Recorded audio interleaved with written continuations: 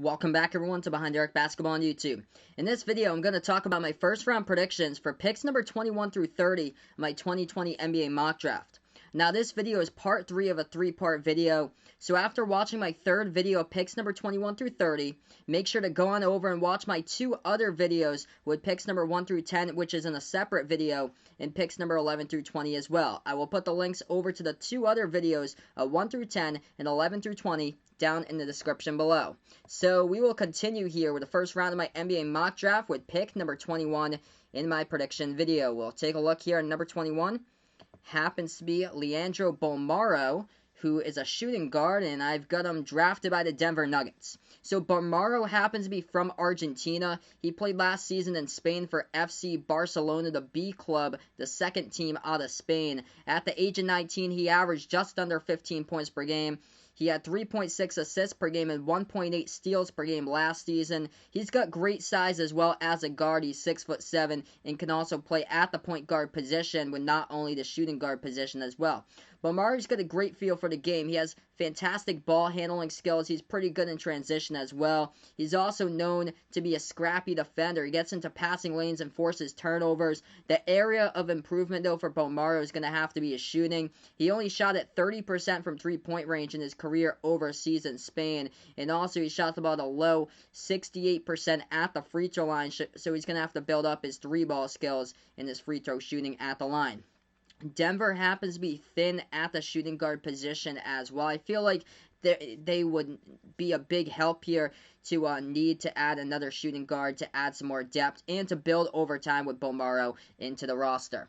Now we'll move on. Number 22 of my NBA mock draft goes out to R.J. Hampton. I got him drafted by the Philadelphia 76ers.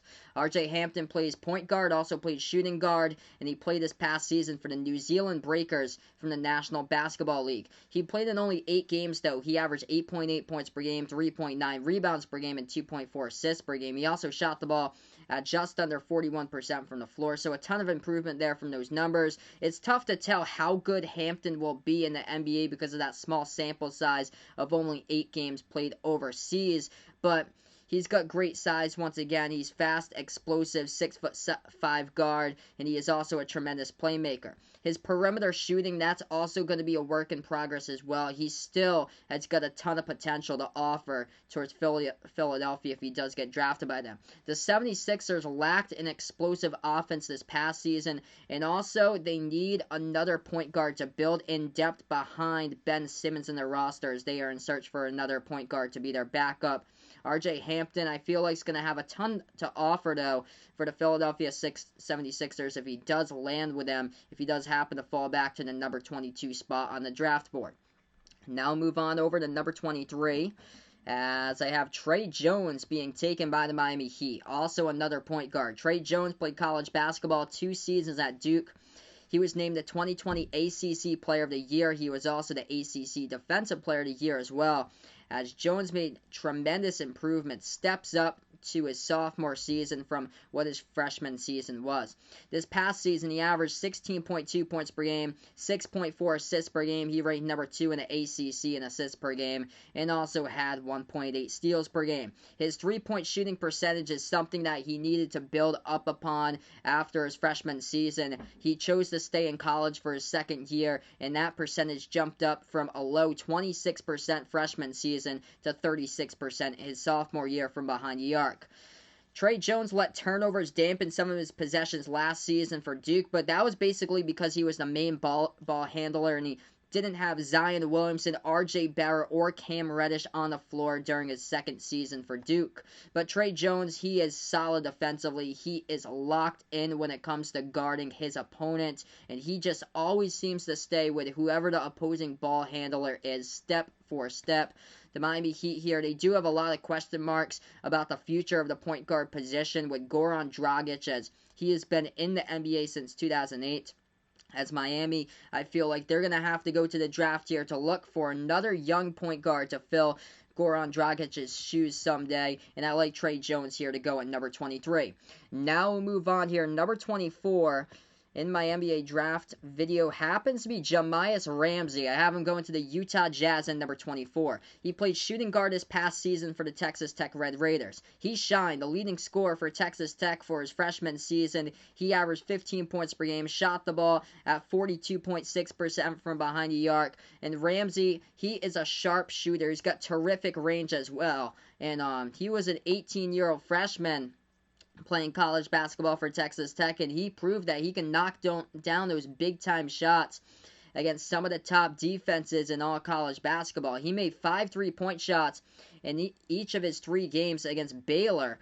Also, he made 5 3-point shots against West Virginia and also Kansas as well. So those 3 games there, Baylor, West Virginia, and Kansas, Ramsey made 5 3-point shots in each of those 3 games against the top 3 defenses in the Big 12 Conference, and some really good defenses as far as college basketball, like the best defenses in all college basketball. Ramsey's free throw shooting, though, that's going to be a work in progress, as he was a great 3-ball shooter, but he shot the ball really low from the free throw line at a low 64%, but he has a ton of offer to the NBA offensively, just going to build up that free throw shooting percentage, and as well as being a defender as well, he is solid when he is engaged offensively as well. That happens when he is engaged on the court. But Jahmi'us Ramsey, it's going to be fun here to see him playing alongside Donovan Mitchell. That would be really cool to see if he does have that opportunity to play alongside Donovan Mitchell. Ramsey won't be a starter, in my opinion, right away, but I feel like he'd be able to fit the Utah Jazz since they're on the lookout for another scoring contributor to their roster and a knockdown shooter, and I feel like Jahmi'us Ramsey can fill that void.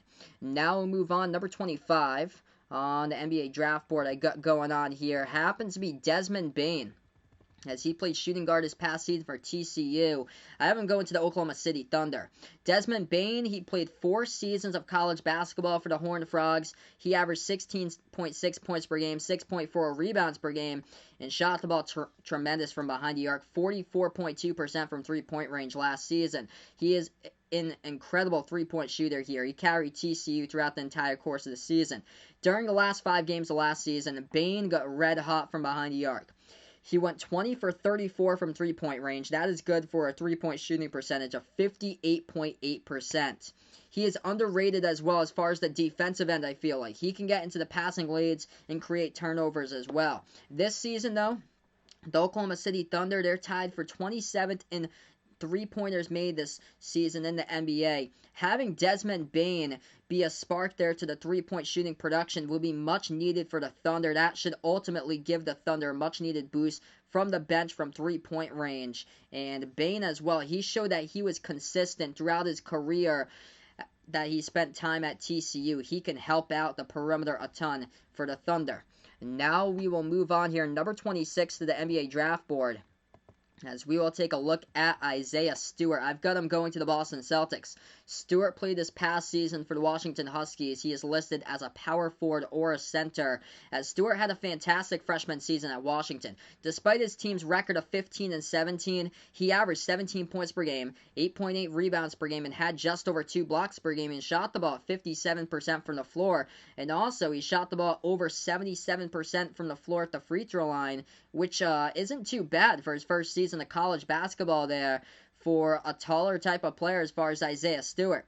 Stewart ranked in the top 5 in the Pac-12 in rebounds per game, blocks per game, and shooting percentage as well. He tallied in 14 double-doubles. He had a career-high 19 rebounds alongside 25 points against the best team in the conference, the class of the Pac-12 with the Oregon Ducks. So he is able to find that great rebounding consistency there, and also scoring against the top teams in all college basketball with Oregon. Isaiah Stewart, he ended his college career as well, ended it out on a bang. He delivered a career-high 29-point performance alongside 12 rebounds and going 10 for 11 at the free throw line against Arizona. Stewart is viewed by scouts as a big, strong, powerful big. He's got a 7'4" wingspan. He plays with great intensity as well, and Stewart does basically the majority of his work inside the low post, and he is seen as a fighter when it comes to battling for rebounds and on the glass as well. He's going to have to improve as a three-point shooter in the NBA, but the Celtics there looking for another rebounder, possibly a standout rebounder they could benefit from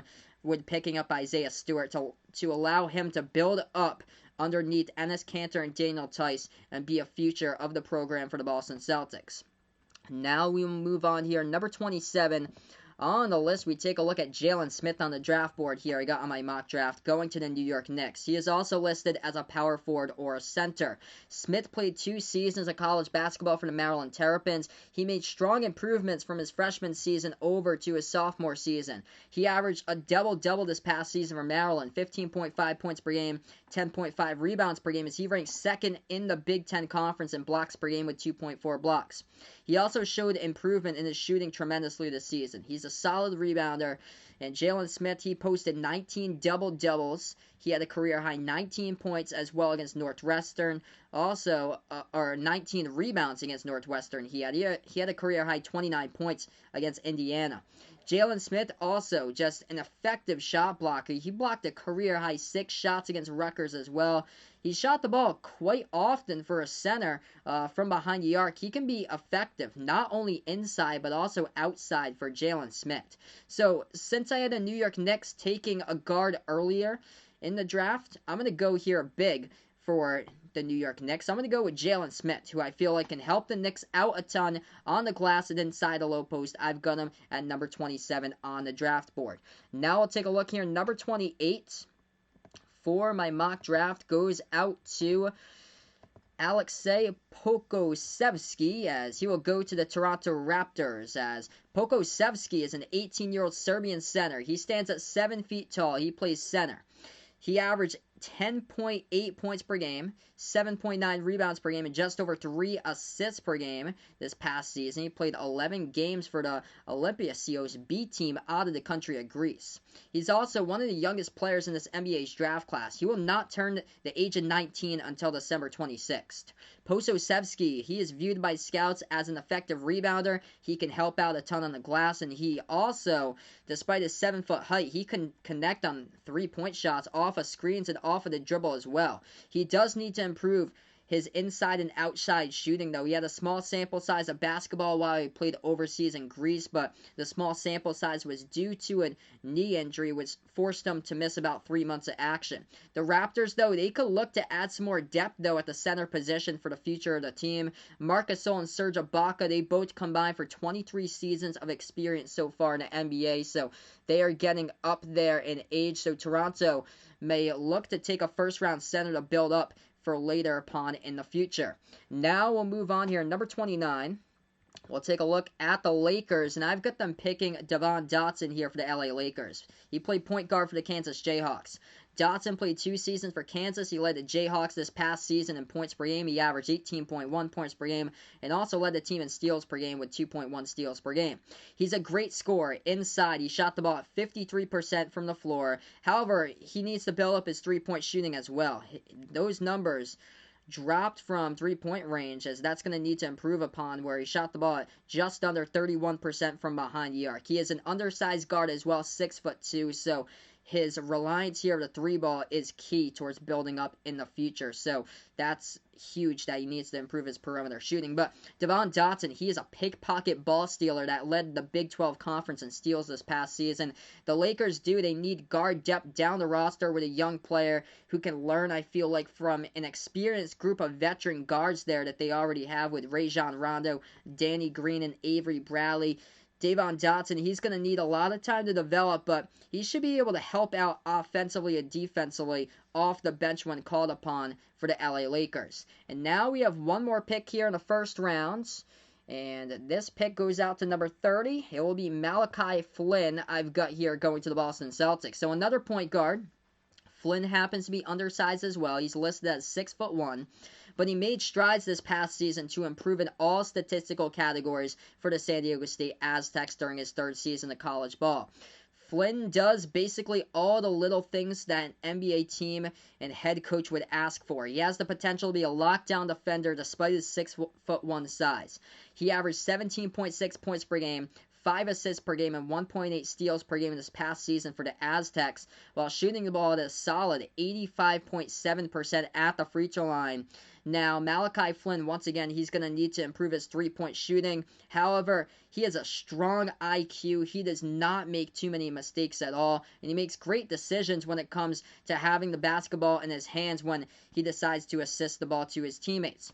Flynn also, he isn't afraid to take the big shots, the tough shots to help out his team. And the Celtics, they are looking for a point guard there, point guard depth they're probably searching for that can help out with scoring and passing from the bench behind Kemba Walker.